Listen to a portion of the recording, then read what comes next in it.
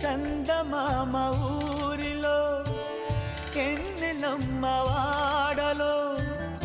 అచ్చ తెలుగు పుచ్చ పూల పున్నమేనులే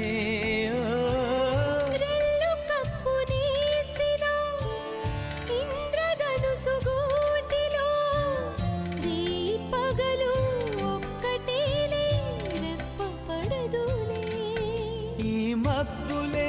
మన నేస్తులు చల్లగాలులా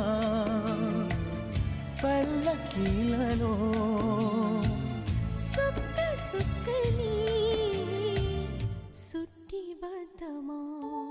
నిండు నూరేళ్ల సావాసం స్వర్గం